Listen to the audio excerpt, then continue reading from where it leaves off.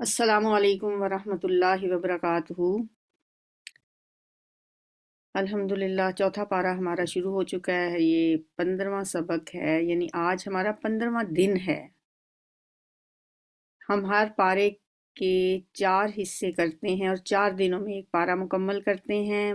वैसे रमज़ान में आप अपनी सहूलत के मुताबिक जिस तरह चाहें पूरा पारा सुनना चाहें तो आप दिन में 4 मरतबा फजर के बाद या ज़ुहर के बाद, फिर असर के बाद, इशा के बाद, जैसे चाहें पूरा मुकम्मल पारा भी सुन सकते हैं।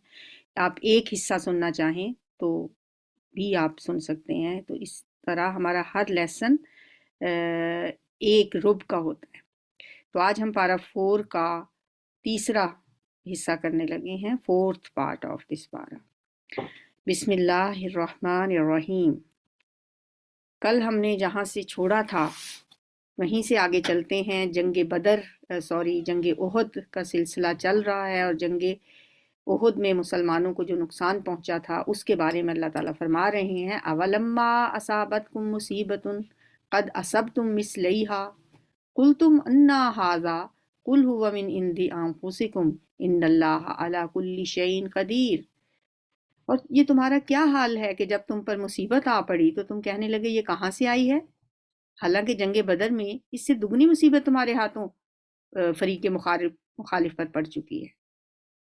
उस वक्त तो 70 को तुमने मारा, 70 को तुमने कैदी बना लिया।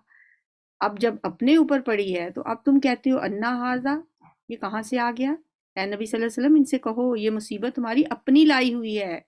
यानी जिन लोगों को नबी सल्लल्लाहु अलैहि वसल्लम ने उस घाटी पे मुतय्यन किया था, उन्होंने नबी सल्लल्लाहु अलैहि वसल्लम की अतात नहीं की, बात नहीं मानी, तो ये तो अपने किए का अंजाम है, ये तो उनका अपना कसूर है कि अल्लाह ताला ने ये मुसीबत उन पे नाजिल की है। अल्लाह हर चीज पर कादिर है। जो नुकसान लड़ाई के दिन तुम्हें पहुंचा वो अल्लाह के इज़्न से था, और इसलिए था कि अल्लाह देख रहा है, कि अल्लाह देख ले कि तुम में से कौन मोमिन है और कौन मुनाफिक है। अल्लाह ये चेक करना चाहता था। अल्लाह तुम में से मोमिन और मुनाफिक को अलग अलग छांटना चाहता था। ऐसे मुनाफिक कि जब उनसे कहा गया कि आओ अल्लाह की राह में जंग करो या कम अज कम अपने शहर की मदाफत ही कर लो, तो कहने लगे कि अगर हमें इल्म होता कि आज जंग होगी तो हम जरूर तुम्हारे साथ चलते। ये बात जब वो कह रहे थे उस वक्त वो ईमान की निस्बत कुफर से ज्यादा करीब थी। ये बात किसने कही थी? ये बात उन मुनाफिकीन ने कही थी जो कि अब्दुल्ला बिन उबई के साथ वापस आ गए थे। 300 लोग जगह छोड़कर वापस आ गए थे अब्दुल्ला बिन उबई के साथ। 1000 थे ना मुसलमान, उसमें मुनाफिक भी थे। उन मुनाफिकों में से अब्दुल्ला बिन उबई ये कह के वापस ले आया 300 लोगों को कि हमारी तो बात ही नहीं मानेंगे। हमने कहा था मदीना के अंदर रह के जंग लड़ेंगे, ये बात इन्होंने नहीं मानी, तो इसलिए हम तो वापस जा रहे हैं। ये तो तुम लोग मौत के मुंह में जा रहे हो, ये लड़ने नहीं जा रहे, ये तो तुम मौत के मुंह में जा रहे हो। लौ नालमु कितालन, अगर हमें ये पता होता कि आज जंग होगी, ये जंग नहीं है, ये तो खुदकुशी करने जा रहे हो। अगर ये जंग होती तो हम तुम्हारे साथ चले जाते। फरमाया ऐसी बातें जब वो कर रहे थे तो उस वक्त वो ईमान की निस्बत कुफर से ज्यादा करीब थे। यकूलून भी अफवाहिम मा लैसा फी कुलूबिहिम, वो अपनी जबानों से वो बातें कहते हैं जो उनके दिलों में नहीं होती, और जो कुछ वो दिलों में छुपाते हैं अल्लाह उसे खूब जानता है। दिलों में उनके क्या था कि एक तो मुसलमानों की तादाद कम हो जाएगी, फिर इन्हें कफ़ार के मुकाबले में इनकी जब ये कमज़ोर होंगे तो इन्हें नुकसान उठाना पड़ेगा। दिल में तो ऐसी बातें थीं। अल्लाह ताला ने उनके पोल खोल दिए। अल्लज़ीना क़ालू लिइख़वानिहिम वक़अदू लौ अताऊना मा क़ुतिलू, और जो कुछ वो दिलों में छिपाते हैं अल्लाह उसे खूब जानता है। ये वही लोग हैं जो खुद तो बैठे रहे, यानी खुद तो जंग में हिस्सा नहीं लिया, और उनके जो भाई बंद लड़ने गए और मारे गए उनके मुतालिक उन्होंने कह दिया कि अगर वो हमारी बात मान लेते तो ना मारे जाते, वो भी हमारे साथ वापस आ जाते तो वो भी ना मरते। इनसे कहो अगर तुम अपने इस कौल में सच्चे हो तो खुद तुम्हारी मौत जब आए तो उसे टाल कर दिखा देना। जो लोग अल्लाह की राह में कत्ल हुए हैं उन्हें मुर्दा ना समझो, वो तो हकीकत में जिंदा हैं, अपने रब के पास रिस्क पा रहे हैं। ये खूबसूरत आयत है और बहुत मशहूर आयत है ये। वला तहसबन्नल्लज़ीना कुतिलू फी सबीलिल्लाहि अमवाता बल अहयाउन इंदा रब्बिहिम युर्ज़क़ून। وہ زندہ ہیں، اپنے رب کے پاس رزق پا رہے ہیں۔ یہ آیت آپ نے بہت دفعہ سنی ہوگی، لیکن یہ دیکھیں اس طرح دورہ قرآن کرنے سے ہمیں وہ ساری باتیں پتہ چلتی ہیں جو کہ ہم نے کہیں نہ کہیں سے سن رکھی ہوتی ہیں، اور پھر یہ بھی پتہ چلتا ہے کہ یہ کب کس موقع پہ یہ آیت نازل ہوئی۔ اب یہ آیت بہت سے لوگوں کو آتی ہوگی، لیکن یہ نہیں پتا ہوگا کہ یہ جنگ خندق میں جب 70 مسلمان شہید ہوئے، حضرت حمزہ کی ایک بہت ہی دردناک قسم کی شہادت ہوئی، تو ایسے موقع پہ اللہ تعالیٰ نے یہ آیت نازل فرمائی تھی۔ اور ویسے بھی اب ہم جنگ احد کے حالات اور واقعات پڑھ رہے ہیں، یہ آیتیں آپ ہمیشہ پڑھتے ہیں، لیکن اب جب ہم پڑھ رہے ہیں تو ہم اپنے آپ کو ایک خاص ماحول میں محسوس کرتے ہیں۔ مدینے کا ماحول ہے، 3 ہجری ہے، بدر میں مسلمان فتح یاب ہو چکے ہیں، اس کے بعد 3 ہجری میں دوبارہ جنگ ہوتی ہے جس میں مسلمانوں سے کچھ غلطیاں سرزد ہو جاتی ہیں، کچھ منافقین ان کو چھوڑ کے چلے جاتے ہیں، تعداد کم ہو جاتی ہے، کچھ ان سے اپنی کوتاہیاں ہوتی ہیں جس کی وجہ سے انہیں نقصان پہنچتا ہے، مسلمان زخم پہ زخم کھائے ہوئے ہیں، غمگین بھی ہیں، اور اللہ تعالیٰ انہیں سمجھا رہے ہیں۔ تو یہ آیتیں جیسے اب سمجھ کے پڑھنے میں آپ کو لطف آتا ہوگا، ویسے تو ہم سال ہر سال سے قرآن جب رمضان آتا ہے تو 2 پارے پڑھ لیے، 3 پڑھ لیے، رٹے لگا لگا کے ہم اس کو آگے گزرتے جاتے ہیں، لیکن اس طرح پڑھنے میں، اللہ کے کلام کو سمجھنے میں انسان کو جو اللہ کے ساتھ ایک معرفت اور ایک تعلق بھی قائم ہوتا ہے، اللہ اپنے بندوں سے کس قدر محبت کرنے والا ہے، اور اللہ تعالیٰ اپنے بندوں سے کیسے مخاطب ہوتا ہے۔ کہ جو لوگ شہید ہوئے ہیں، آپ ان کے بارے میں یہ نہ کہیں کہ وہ مارے گئے، وہ تو زندہ ہیں۔ ایک جگہ پہ یہ بھی ہے کہ تم ان کی زندگی کا شعور نہیں رکھتے۔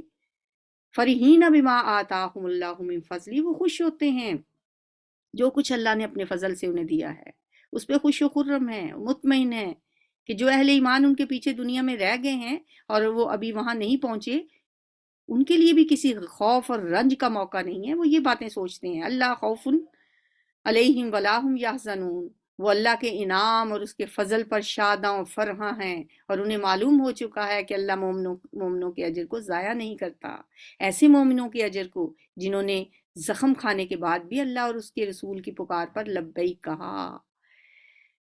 یہ وہی آیت ہے جو کل بھی میں نے اس کا تذکرہ کیا تھا کہ جب مشرکین جنگ احد سے واپس ہوئے تو راستے میں انہیں خیال آیا کہ ہم نے تو ایک نہایت سنہری موقع ضائع کر دیا۔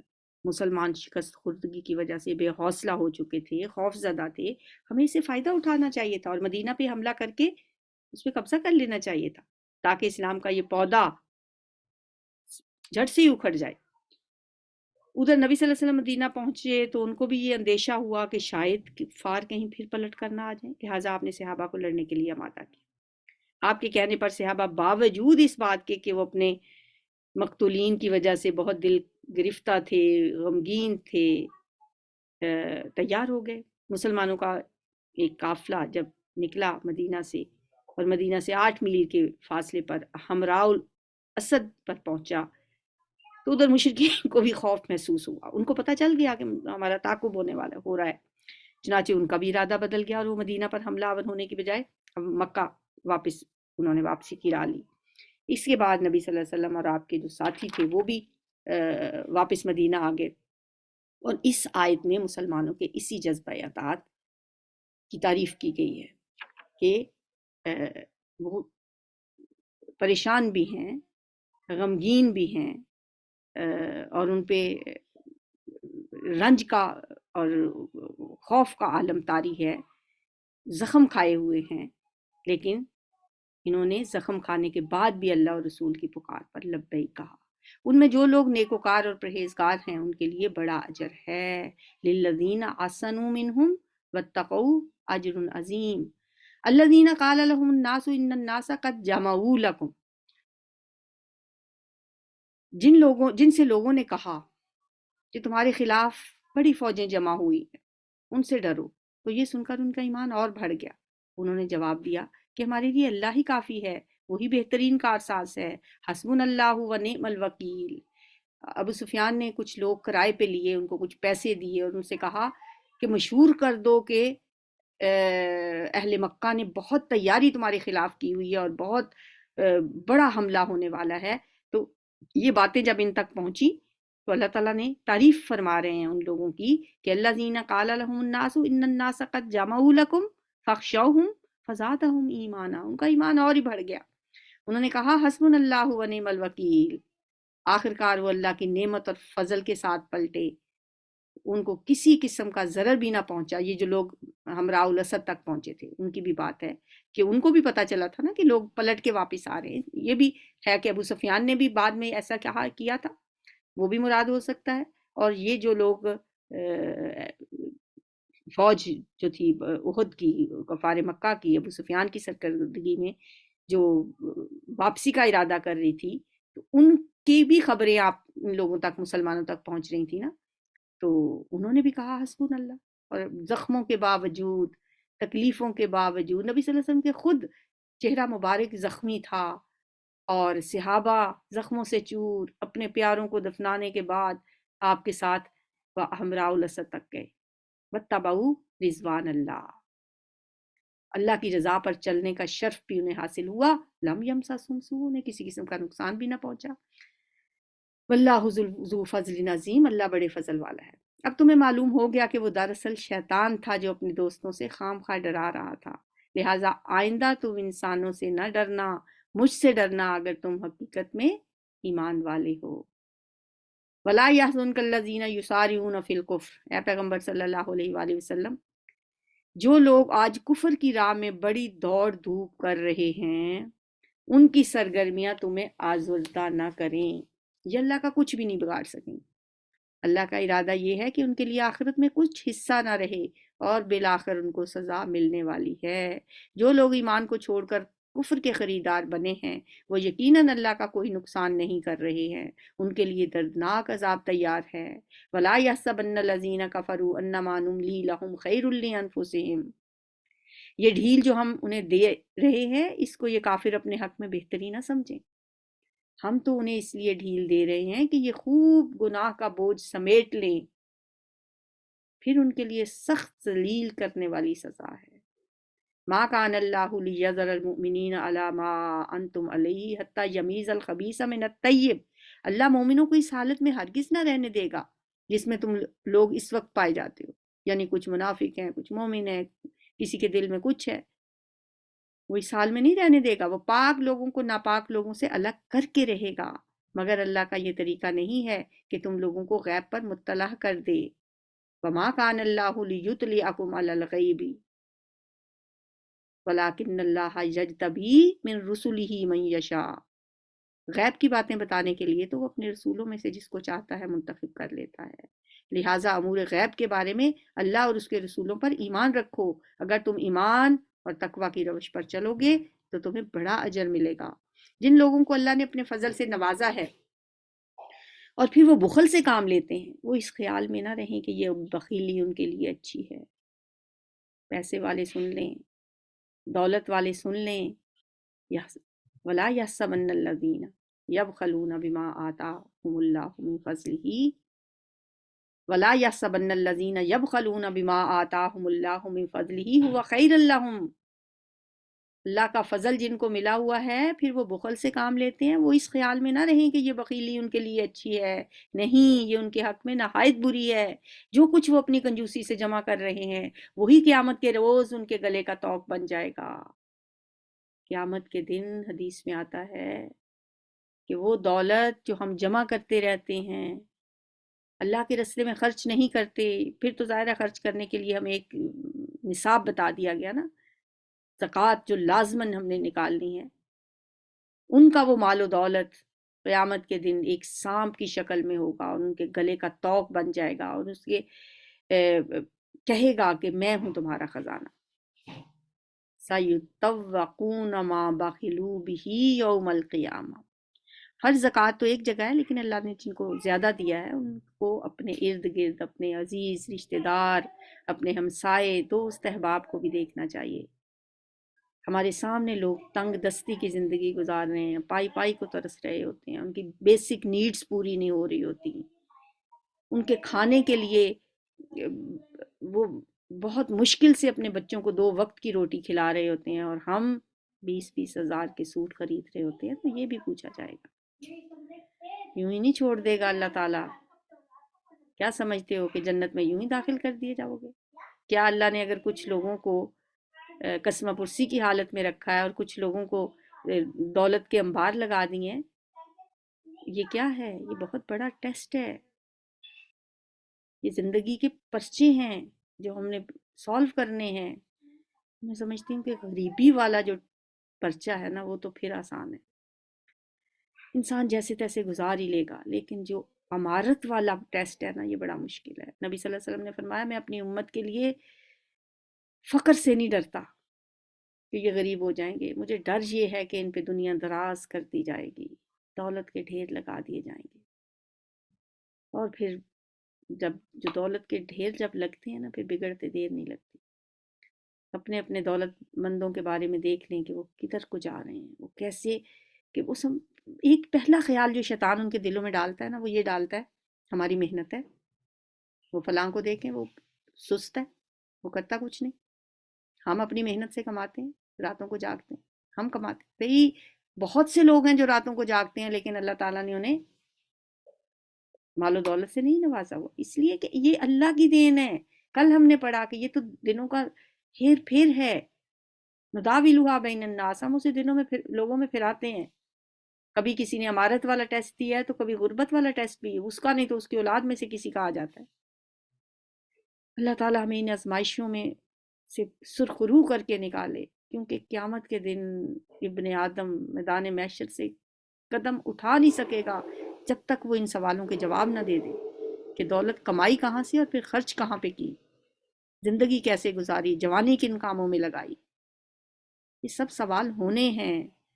وَلِلَّهِ مِيرَاثُ السَّمَاوَاتِ وَالْأَرْضِ، اللہ زمین و آسمان کی میراث کا مالک ہے، اسی کا ہے سب کچھ، وہ دیتا ہے جس کو دینا ہے، وہ چھین لیتا ہے جس سے چھیننا ہے۔ وَاللَّهُ بِمَا تَعْمَلُونَ خَبِيرٌ، اور تم جو کچھ کر رہے ہو اللہ اس سے باخبر ہے۔ اللہ نے ان لوگوں کا قول سنا جو کہتے ہیں کہ اللہ فقیر ہے اور ہم غنی ہیں، استغفر اللہ، یہ یہود کہتے تھے۔ ان کی یہ باتیں بھی ہم لکھ لیں گے، اور اس سے پہلے جو وہ پیغمبروں کو ناحق قتل کرتے رہے وہ بھی ان کے اعمال میں ثبت ہے۔ جب یہ آیت آئی نا کہ من یقرض اللہ قرضا حسنا، تو یہودیوں نے کہا کہ کیا اللہ غریب ہو گیا ہے جو لوگوں سے قرض مانگ رہے۔ جب فیصلے کا وقت آئے گا اس وقت ہم ان سے کہیں گے کہ لو اب عذاب جہنم کا مزہ چکھو، یہ تمہارے اپنے ہاتھوں کی کمائی ہے، اللہ اپنے بندوں کے لیے ظالم نہیں ہے۔ جو لوگ کہتے ہیں کہ اللہ نے ہمیں ہدایت کر دی ہے کہ ہم کسی کو رسول نہ مانیں جب تک وہ ہمارے سامنے ایسی قربانی نہ کرے جسے غیب سے آ کر آگ کھا لے، اسے کہو تمہارے پاس مجھ سے پہلے بہت سے رسول آ چکے ہیں جو بہت سی روشن نشانیاں لائے تھے، اور وہ نشانی بھی لائے تھے جس کا ذکر تم کرتے ہو۔ یہودی کیا کہا کرتے تھے کہ ہم نہیں مانیں گے آپ کو اس وقت تک جب تک کہ آپ یہ معجزہ نہیں دکھاتے کہ آپ جو قربانی اللہ کے حضور پیش کریں وہ آسمان سے آگ آئے اور اس کو کھا جائے۔ پہلے ہوتا تھا ایسے، حضرت آدم علیہ السلام کے 2 بیٹوں کے بارے میں جو قربانی کا ہم نے پڑھا تو وہ ایسے ہی تھا نا، اس وقت یہی ہوتا تھا کہ جس کی قربانی قبول ہو گئی اللہ آسمان سے آگ آتی اور اس کو جلا کے راکھ کر دیتی، تو پتہ چل جاتا اس کی قربانی قبول ہو گئی۔ تو ایسے معجزات تو انبیاء تمہیں دکھاتے رہے ہیں، بہت سی روشن نشانیاں لے کر آئے تھے، اور وہ نشانی بھی لائے تھے جس کا ذکر تم کرتے ہو۔ پھر اگر ایمان لانے کے لیے یہ شرط پیش کرنے میں تم سچے ہو تو ان رسولوں کو تم نے کیوں قتل کیا؟ اب اے نبی صلی اللہ علیہ وسلم اگر یہ لوگ تمہیں جھٹلاتے ہیں تو بہت سے رسول آپ سے پہلے جھٹلائے جا چکے ہیں جو کھلی کھلی نشانی اور صحیفے اور روشن بخشنے والی کتابیں لائے تھے۔ آخرکار ہر شخص کو مرنا ہے اور تم سب اپنے اپنے پورے اجر قیامت کے روز پانے والے ہو۔ کامیاب دراصل وہ ہے جو وہاں دوزخ کی آگ سے بچ جائے اور جنت میں داخل کر دیا جائے۔ فمن زحزح عن النار وادخل الجنت فقد فاز، یہ ہے اللہ کے نزدیک کرائٹیریا کامیابی کا۔ ہم نے کیا کرائٹیریاز بنائے ہوئے، ہمارے ہاں کیا معیار ہیں کامیابی؟ بس ہماری تان ٹوٹتی ہے دولت پہ آ کے، جس کے پاس ڈھیروں دولت ہے وہ کامیاب ہے۔ ہم نے مطلب پوری پوری زندگیاں ہم اپنے بچوں کے ساتھ کھپتے ہیں صرف یہ دنیاوی ڈگریاں اور دنیاوی تعلیم اور دنیاوی کامیابی حاصل کرنے کے لیے۔ بس کامیاب وہ اس کا بچہ ہے جس نے بڑا سا گھر بنا لیا، اچھی سی جاب لے لی، بس وہ کامیاب ہے۔ اللہ نے کامیابی کا کیا معیار بنایا؟ اس آیت کو لکھ لیں دلوں پہ، فمن زحزح عن النار وادخل الجنت فقد فاز، کامیابی اس کی ہے جس نے اپنے آپ کو جنت کا حقدار بنا لیا، دوزخ سے اپنے آپ کو بچا لیا۔ ہر روز سوچا کریں کہ آج کے دن میں نے جنت کی طرف کتنے قدم بڑھائے اور دوزخ سے کتنی دوری کی، جنت میں جانے والے کتنے کام کیے اور دوزخ سے آگ سے بچنے والے، دوزخ کی آگ سے بچنے والے میں نے کتنے کام کیے۔ رہی یہ دنیا، یہ تو ایک متاع الغرور ہے، یہ تو دھوکے کا سامان ہے، یہ تو فریب نظر ہے۔ لَتُبْلَوُنَّ فِي أَمْوَالِكُمْ وَأَنفُسِكُمْ، مسلمانوں تمہیں مال اور جان دونوں کی آزمائشیں پیش آ کر رہیں گی، اور تم اہل کتاب اور مشرکین سے بہت سی تکلیف دہ باتیں سنو گے۔ اگر ان سب حالات میں تم صبر اور تقوی کی روش پر قائم رہو تو یہ بڑے حوصلے کا کام ہے۔ ان اہل کتاب کو وہ عہد بھی یاد دلاؤ جو اللہ نے ان سے لیا تھا کہ تمہیں کتاب کی تعلیمات کو لوگوں میں پھیلانا ہوگا، انہیں پوشیدہ نہیں رکھنا ہوگا، مگر انہوں نے کتاب کو پس پش ڈال دیا اور تھوڑی قیمت پر اسے بیچ دیا۔ کتنا برا کاروبار ہے جو یہ کر رہے ہیں۔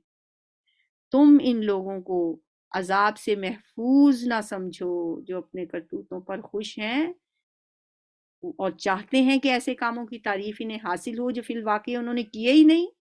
حقیقت میں ان کے لیے دردناک سزا تیار ہے۔ وَلَهُمْ عَذَابٌ عَلِيمٌ وَلِلَّهِ مُلْكُ السَّمَاوَاتِ وَالْأَرْضِ وَاللَّهُ عَلَى كُلِّ شَيْءٍ قدیر۔ زمین و آسمان کا مالک اللہ ہے اور اس کی قدرت سب پر حاوی ہے۔ اللہ علی کل شیء قدیر۔ اب سورہ آل عمران کی وہ آخری آیات آ رہی ہیں، یہ پورا آخری رکوع ہے، بہت اہمیت کا حامل ہے، بہت فضیلت والا ہے۔ نبی صلی اللہ علیہ وآلہ وسلم ہر روز جب صبح آپ اٹھتے، جاگنے کے بھی کچھ اذکار ہوتے ہیں نا، جاگتے ہیں جب ہم آنکھ کھولتے ہیں ہم کیا کرتے ہیں؟ کچھ لوگوں کی تو عادت ہوگی کہ صبح اللہ کے ذکر سے ہی دن کا آغاز کرتے ہوں گے، اور اگر کچھ لوگ ایسا نہیں کرتے تو انہیں بھی یہ کرنا چاہیے کہ جب ان کی آنکھ کھلے تو مسنون طریقے سے اپنے دن کا آغاز کریں۔ وہ مسنون طریقہ کیا ہے؟ نبی صلی اللہ علیہ وآلہ وسلم کس طریقے سے اپنے دن کا آغاز کرتے تھے؟ ایک تو آنکھیں ملنا، اٹھتے ہی یہ ہوتا ہے نا، آنکھیں بوجھل ہوتی ہیں انسان کی، تو نبی صلی اللہ علیہ وآلہ وسلم کی سنت سمجھتے ہوئے اپنی آنکھوں کو ملنا چاہیے۔ پھر دعا پڑھنی چاہیے، الحمدللہ الذی احیانا بعد ما اماتنا والیہ النشور۔ تمام تعریف اللہ کے لیے جس نے ہمیں مرنے کے بعد دوبارہ زندگی دی اور اسی کی طرف لوٹ کر جانا ہے۔ پھر ایک اور دعا ہے، ٹائم ملے تو یاد کر لیں، الحمدللہ الذی عافانی فی جسدی ورد علی روحی واذن لی بذکری۔ اور اگر نہ بھی دعا یاد ہو تو اس کا مفہوم تو ذہن میں ہوتا ہی ہے، انسان یہی کہہ دے کہ سب تعریف اللہ کے لیے ہے جس نے میرے جسم کو عافیت دی، مجھ پر میری روح واپس لوٹائی اور مجھے اپنے ذکر کی توفیق دی۔ کیونکہ یہ نیند جو ہے نا، یہ بھی ایک موت ہے، چھوٹی سی موت ہے یہ، اور اس کے بعد انسان دوبارہ زندگی کی طرف لوٹتا ہے۔ اور بعض لوگ آپ کو نے دیکھا ہوگا سوئے ہیں تو سوئے رہ جاتے ہیں۔ پھر اس کے بعد یہ سورہ آل عمران کا آخری رکوع جو ہے 190 سے 200 تک کی جو آیات ہیں، یہ نبی صلی اللہ علیہ وآلہ وسلم لیٹے لیٹے ان آیات کی تلاوت کیا کرتے تھے۔ یہ بخاری کی 183 حدیث سے ہمیں پتہ چلتا ہے۔ اور آپ آنکھیں کھول کے یہ آیات پڑھا کرتے تھے، آنکھیں کھول کے، یہ نہیں کہ آنکھیں بند کر کے۔ میں نے اس کا تجربہ بھی کر کے دیکھا کہ جب بھی آنکھیں بند کر کے میں نے یہ آیات پڑھنے کی کوشش کی، فوراً نیند آ گئی۔ بس ایک آیت بھی پوری نہیں پڑھی جاتی کہ نیند آ جاتی ہے۔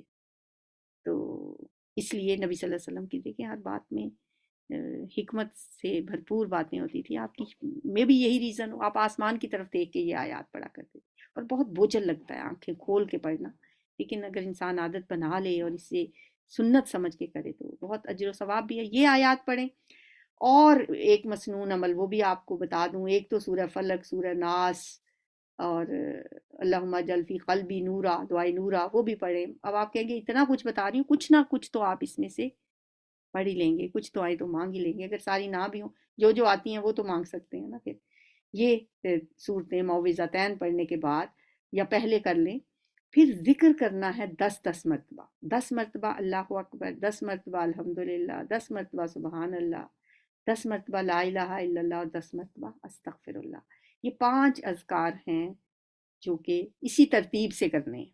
اب ترتیب کیسے یاد رہے گی؟ میں تو ایسے یاد رکھتی ہوں جیسے نماز کے بعد تسبیح فاطمہ ہے نا، سبحان اللہ الحمدللہ اللہ اکبر، اس کو الٹا کر لیں، پہلے اللہ اکبر پھر الحمدللہ پھر سبحان اللہ، تین تو یہ اس طرح ہو گئے اسی ترتیب سے، یعنی اللہ اکبر پہلے پھر الحمدللہ پھر سبحان اللہ، پھر اس کے بعد پہلا کلمہ جو ہوتا ہے لا الہ الا اللہ، پھر استغفر اللہ، یہ اس طرح یہ پانچوں اذکار ہم نے کرنے ہیں 10 10 مرتبہ، پھر پڑھے اللہم اغفر لی واہدنی وارزقنی وعافنی، اللہ مجھے بخش دے، مجھے ہدایت دے، مجھے رزق دے، مجھے عافیت دے، اور پھر بندہ اٹھ جائے اور اٹھ کے بھی جوتا پہنتے کرتے جو دعا چاہے اپنے لیے مانگے، وہ دعا قبول ہوتی ہے۔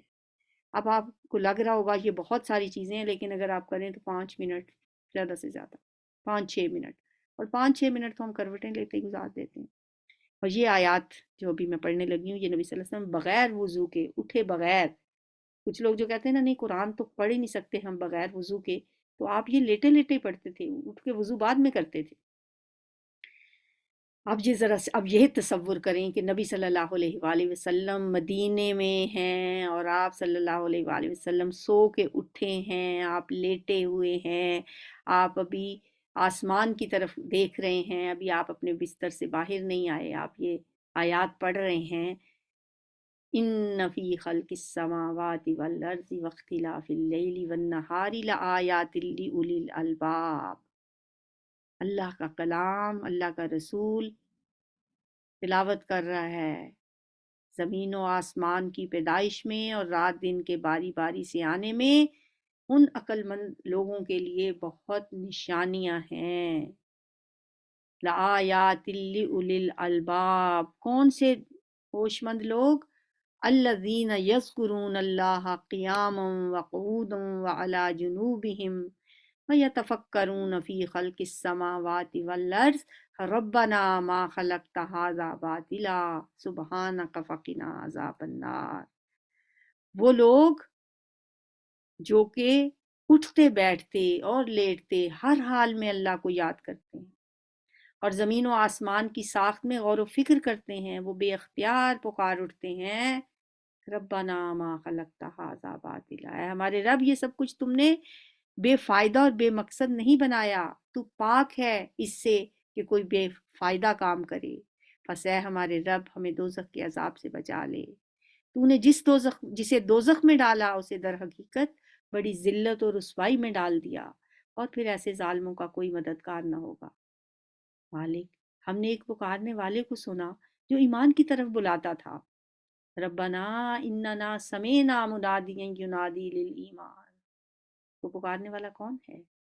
اللہ کے رسول نے پکارا لوگوں کو، کیا پکارا؟ ایمان کی طرف بلایا اور کہا ان آمنو بربکم، یہ کہ اپنے رب پہ ایمان لے آؤ، فآمنا، تو ہم نے اس کی دعوت کو قبول کر لیا، پس اے ہمارے رب ہمارے قصور ہم سے جو ہو گئے ہیں ان سے درگزر فرما، جو برائیاں ہم میں ہیں انہیں دور کر دے اور ہمارا خاتمہ نیک لوگوں کے ساتھ کر، خدا بندہ جو وعدے تو نے اپنے رسولوں کے ذریعے سے کیے ہیں ان کو ہمارے ساتھ پورا کر، اور قیامت کے دن ہمیں رسوائی میں نہ ڈال، بے شک تو اپنے وعدے کے خلاف نہیں کرتا، انک لا تخلف المیعاد، فاستجاب لهم ربهم، جواب میں ان کے رب نے فرمایا میں تم میں سے کسی کا عمل ضائع کرنے والا نہیں ہوں، خواہ مرد ہو یا عورت، تم سب ایک دوسرے کے ہم جنس ہو، لہٰذا جن لوگوں نے میری خاطر اپنے وطن چھوڑے اور جو میری راہ میں اپنے گھروں سے نکالے گئے اور ستائے گئے اور میرے لیے لڑے اور مارے گئے، ان سب کے قصور میں معاف کر دوں گا اور انہیں ایسے باغوں میں داخل کروں گا جن کے نیچے نہریں بہتی ہوں گی، یہ ان کی جزا ہے اللہ کے ہاں، اور بہترین جزا اللہ ہی کے پاس ہے، ثواب من عند اللہ واللہ عندہ حسن الثواب، لا یغرنک تقلب الذین کفروا فی البلاد، اے نبی صلی اللہ علیہ وسلم دنیا کے ملکوں میں اللہ کے نافرمان لوگوں کی چلت پھرت آپ کو دھوکے میں نہ ڈال دے۔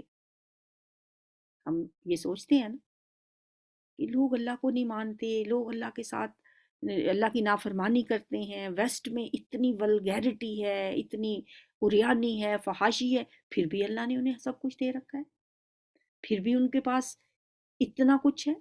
کہر تو یہ ہے کہ کافر کو ملے حور و قصور اور بیچارے مسلمان سے فقط وعدہ ہی حور، ہم تو بس حوروں کے وعدے پہ بیٹھے ہوئے، ساری دنیا کی نعمتیں تو ان کو مل گئی، तुम्हें ला यगुर्रन्नका तकल्लुबुल लज़ीना कफ़रू फ़िल बिलाद। उन लोगों की तरक्की करना आपको किसी धोखे में न डाले। मताउन कलील, ये तो थोड़ा सा लुत्फ है, चंद रोज़ा ज़िंदगी का फ़ायदा है, फिर ये सब जहन्नुम में जाएंगे जो बदतरीन जाए करार है। बारिश इसके जो लोग अपने रब से डरते हुए ज़िंदगी बसर करते हैं, उनके लिए ऐसे बाग हैं जिनके नीचे नहरें बहती हैं, उन बागों में वो हमेशा हमेशा रहेंगे। अल्लाह की तरफ से ये सामान ज़ियाफ़त है उनके लिए, और जो कुछ अल्लाह के पास है नेक लोगों के लिए वही सबसे बेहतर है। अहले किताब में भी कुछ लोग ऐसे हैं जो अल्लाह को मानते हैं, इस किताब पर ईमान लाते हैं जो तुम्हारी तरफ भेजी गई है। यानी अहले किताब भी ऐसे हैं जो आपको, बहुत से लोग मुसलमान हो गए थे, बहुत ज़्यादा तादाद नहीं है उनकी। एक अब्दुल्ला बिन सलाम बहुत मशहूर सहाबी हैं, वो भी यहूद से मुसलमान हुए थे, नसारा से भी बहुत से लोग मुसलमान हुए थे। वो उस किताब पर भी ईमान रखते हैं जो इससे पहले खुद उनकी तरफ भेजी गई थी, और अपनी तौरात पे भी और कुरान पे भी और नबी सल्लल्लाहु अलैहि वसल्लम पे भी, यानी ईमान कबूल कर लिया उन्होंने, मुसलमान हो गया। मुसलमान भी तो तौरात इंजील को भी तो मानते हैं ना। अल्लाह के आगे झुके हुए हैं और अल्लाह की आयत को थोड़ी सी कीमत पर बेच नहीं देते, जैसे कि यहूदियों का शेवा था। उनका अजर उनके रब के पास है और अल्लाह हिसाब चुकाने में देर नहीं लगाता। इन्नल्लाह सरीउल हिसाब। या अय्युहल्लज़ीना आमनू, अब ये आखिरी आयत है इस सूरत की। इसमें 4 बातें बताई गई हैं। या अय्युहल्लज़ीना आमनुस्बिरु वसाबिरु वराबितु वत्तकुल्लाह लअल्लकुम तुफ्लिहून। ए ईमान वालो, सब्र करो और बातिल परस्तों के मुकाबले में पामर्दी दिखाओ। वसाबिरु वराबितु, और हक की खिदमत के लिए कमर बस्ता हो जाओ और अल्लाह से डरते रहो। लअल्लकुम तुफ्लिहून, ताकि तुम फलाह पा जाओ। सूरत के इख्तिताम पर अब ये कामयाबी के 4 असूल बता दिए गए। नंबर 1 सब्र, दीन पे जमे रहना, मुश्किलात और मुसीबतों की वजह से दिल छोटा ना करना। फिर साबिरू, एक इसबिरू, एक साबिरू, मुसाबरा, दुश्मन के मुकाबले में दुश्मन से ज्यादा इस्तकामत का मुजाहिरा करना और शुजात का मुजाहिरा करना, ये है साबिरू। फिर राबितू, ये मुराबता है, दुश्मनाने दीन से मुकाबला के लिए अपने आप को हर वक्त तैयार रखना, घोड़े तैयार रखना। वत्तकुल्लाह, फिर तकवा, हर हाल में हर जगह अल्लाह से डरते रहना। ये 4 असूल हैं जो इंसान को कामयाबी से हमकनार करते हैं। अल्लाह से दुआ है कि वो हमें इन सारी बातों को, जो हम पढ़ते हैं, जो हम सुनते हैं, जो हमारे अल्लाह के कलाम में जो जो बातें हम तक पहुंचती जाती हैं, या अल्लाह हमें तौफीक अता फरमा के हम इन पे अमल करने वाले बने। अल्लाह हमें अपनी किताब के साथ ऐसे ही जोड़े रखे। अल्लाह हमें अपनी मार्फत नसीब फरमाए। अल्लाह इस किताब को हमारे दिलों की बहार बना दे, हमारे सीनों का नूर बना दे, हमारे दुखों और गमों को दूर करने का ज़रिया बना दे। या अल्लाह ये काम जो हमने शुरू किया है, इसे खैर आफियत से, सेहत व तंदुरुस्ती के साथ, ईमान की सलामती के साथ पाया तकमील तक पहुँचाने की तौफीक अता फरमाना। या अल्लाह इसे हमारे माँ बाप के लिए सदका जारिया बनाना। या अल्लाह हमारी नस्लों में इस किताब की तालीम व तदरीस का सिलसिला जारी रखना। या अल्लाह हमारे बच्चों को, उनके दिलों में इस किताब की अज़मत, इसकी मोहब्बत डाल दे। या रब्बल आलमीन, या अरहमर राहिमीन, या ज़ल जलाल वल इकराम, या हय्यु या क़य्यूम, या मेरे मालिक, हर दिल तक, हर हाथ तक, हर घर तक ये किताब पहुँचाने की हमें तौफीक अता फरमा। या अल्लाह हमें जिस रास्ते पे लगाया है, या अल्लाह इस पे हमें इस्तकामत के साथ चलने की तौफीक अता फरमाना। या अल्लाह ये नूर जो तूने हमें अता फरमाया, या अल्लाह ये हमसे वापस ना लेना। या अल्लाह हमारे दिलों में जो ये शम्मा रोशन की है, या अल्लाह हमेशा इसे कायम व दायम रखना। या रब्बुल आलमीन, हमसे इसकी खिदमत, इस दीन की खिदमत, इस किताब को पढ़ने पढ़ाने की खिदमत का काम लेते रहना। या अल्लाह तेरे दीन का काम तो रुकने वाला नहीं है, हमें उन लोगों में शामिल कर लेना जो इसकी खिदमत करने वाले हों। या अल्लाह हमारा ये छोटा सा काम तो बस उस चिड़िया जैसा है जो हज़रत इब्राहीम की आग बुझाने के लिए अपनी चोंच में थोड़ा सा पानी लेके आई थी। या अल्लाह हमारी चोंच में जितना पानी आता है, अल्लाह करीम इसे बहुत बड़ा बना के कबूल कर लेना। या अल्लाह हमारी नेकियां ज़ाया ना करना। या अल्लाह इस माह रमज़ान को हमारी निजात का ज़रिया बना देना। या रब्बल आलमीन, हमारे جنت کا حقدار بنا دینا، ہمیں دوزخ سے دور کر دینا یا اللہ۔ اس کا ایک ایک دن، ایک ایک لمحہ، ایک ایک منٹ یا اللہ ہم اس کو کارآمد کاموں میں استعمال کریں یا اللہ، تیرے بندوں کی خدمت میں استعمال کریں، لوگوں کی بھلائی کے کام کریں یا اللہ، تیرے دین کی خدمت کریں، تیری کتاب پڑھیں یا اللہ، دنوں کو روزہ اور راتوں کو قیام کی توفیق عطا فرمانا، قرآن پاک میں غور و فکر کرنے کی توفیق عطا فرمانا، قرآن کا فہم ہمیں عطا فرمانا۔ اللہم ارزقنی التفکر والتدبر بما یتلوہ لسانی من کتاب، والفهم له والمعرفة بمعانی والنظر في عجائبه والعمل بذلك ما بقيت إنك على كل شيء قدير۔ اللهم آنس وحشتي في قبري، اللهم ارحمني بالقرآن العظيم واجعله لي إماما ونورا وهدى ورحمة، اللهم ذكرني منه ما نسيت وعلمني منه ما جهلت وارزقني تلاوته آناء الليل وآناء النهار واجعله لي حجة يا رب العالمين۔ اللهم اغفر لحينا وميتنا وصغيرنا وكبيرنا وذكرنا وأنثانا شاهدنا وغائبنا، اللهم من أحييته منا فأحيه على الإسلام ومن توفيته منا فتوفه على الإيمان، اللهم لا تحرمنا أجرهم ولا تذلنا بعدهم، رب ارحمهما كما ربياني صغيرا، سبحانك اللهم وبحمدك نشهد أن لا إله إلا أنت نستغفرك ونتوب إليك۔ السلام علیکم ورحمۃ اللہ۔